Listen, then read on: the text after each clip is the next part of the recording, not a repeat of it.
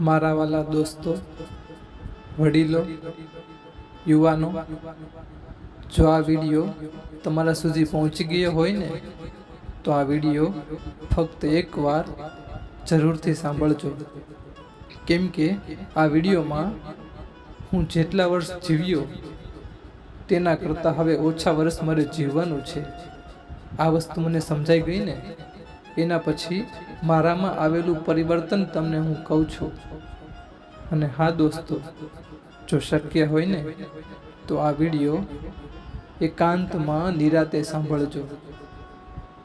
અને એનાથી પણ જો પોસિબલ હોય ને તો આંખ બંધ કરી અને આ વિડીયોના એક એક શબ્દ ઉપર તમે ધ્યાન દેજો.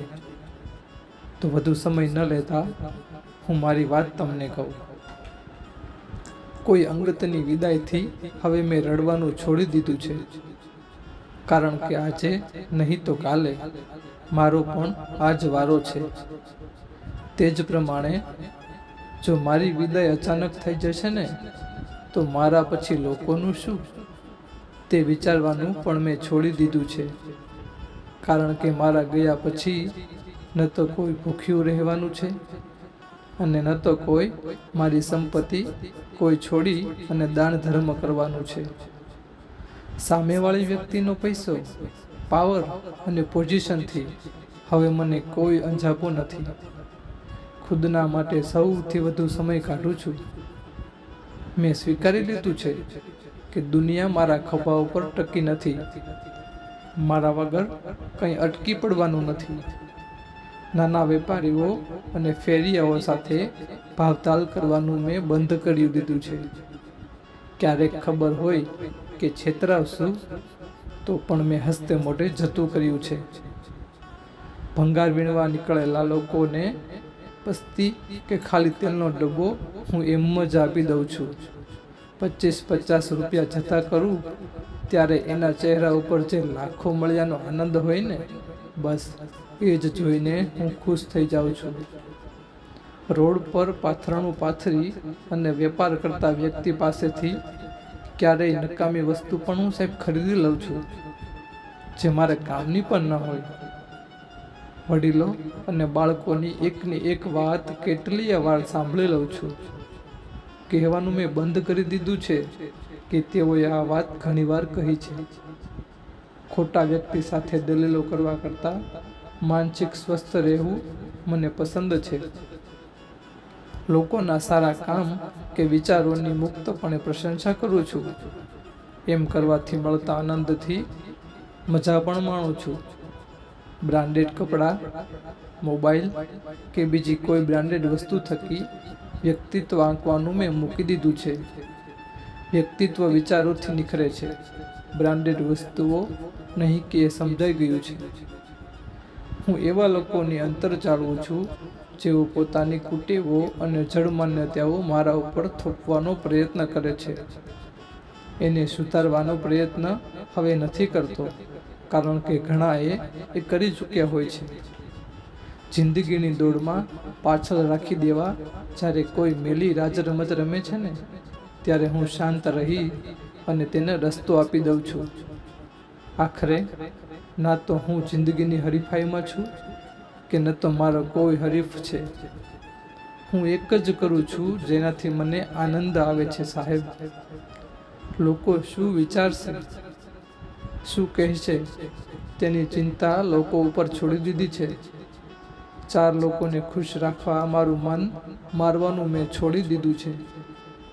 5 સ્ટાર હોટલમાં રહેવા કરતાં પ્રકૃતિના નજીક જવું મને ગમે છે. જંક ફૂડ કરવા કરતાં બાજરાના રોટલા અને શાકમાં મને સંતોષ થાય છે. પોતાના પર હજારો રૂપિયા વાપરવા કરતાં કોઈ જરૂરિયાતમંદના હાથમાં 500-1000 રૂપિયા આપવાને એનો મને આનંદ માણતા શીખી ગયો છું. અને દરેકને મારાથી બનતી મદદ પહેલાં પણ કરતો અને અત્યારે પણ કરું જ છું. ખોટા પાસે સાચું સાબિત કરવા મૌન રહેવાનું પસંદ કરવા લાગ્યો છું. બોલવા કરતાં ચૂપ રહેવું ને એવું હું પસંદ કરવા લાગ્યો છું. અને હું ખુદને પ્રેમ કરવા લાગ્યો છું. સાહેબ, હું ખુદને પ્રેમ કરવા લાગ્યો છું. હું બસ આ જગતનો પ્રવાસી છું. હું મારી સાથે મેં વહેંચેલ પ્રેમ, આદર, માણસાઈ આના સિવાય કંઈ જ લઈ જઈ શકીશ નહીં. તે પણ મેં સ્વીકારી લીધું છે. મારો દેહ મારા મા બાપની દેન, આત્મા પરમ કૃપાળા કુદરતની દેન, નામ ફોઈબાની દેન. જ્યારે મારું પોતાનું કાંઈ જ છે નહીં તો વળી નફો નુકસાનની શું ગણતરી? મારી તમામ પ્રકારની તકલીફ કે દુઃખ મેં લોકોને કહેવાનું બંધ કરી દીધું છે.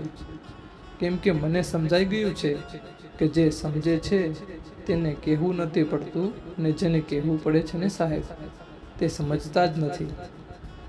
બસ હવે નિજ આનંદમાં જ મસ્ત રહું છું. કેમ કે મારા કોઈ પણ સુખ કે દુઃખ માટે માત્ર અને માત્ર હું પોતે જ જવાબદાર છું. તે પણ મને સમજાઈ ગયું છે. પળે પળને માણતા શીખી ગયો છું. કેમ કે હવે સમજાઈ ગયું છે કે જીવન ખૂબ જ અમૂલ્ય છે. અહીં કંઈ જ કાયમી નથી. કંઈ પણ ગમે ત્યારે થઈ શકે છે. આ દિવસો પણ વીતી જશે. અંતરના આનંદ માટે માનવ સેવા, જીવદયા અને પ્રકૃતિની સેવામાં પોરવાઈ ગયો છું. અને સમજાઈ ગયું છે કે અનંતનો માર્ગ આમાંથી મળે છે. પ્રકૃતિ અને દેવી દેવતાઓના ખોળામાં રહેવા માંડ્યો છું. મને સમજાઈ ગયું છે કે અંતમાં એના ખોળામાં જ સમાઈ જવાનું છે. મોડા તો મોડા પણ સમજાઈ ગયું સાહેબ. કદાચ એવું લાગે કે મને જીવતા આવડી ગયું છે સાહેબ. કદાચ મને એવું લાગે કે મને જીવતા આવડી ગયું છે.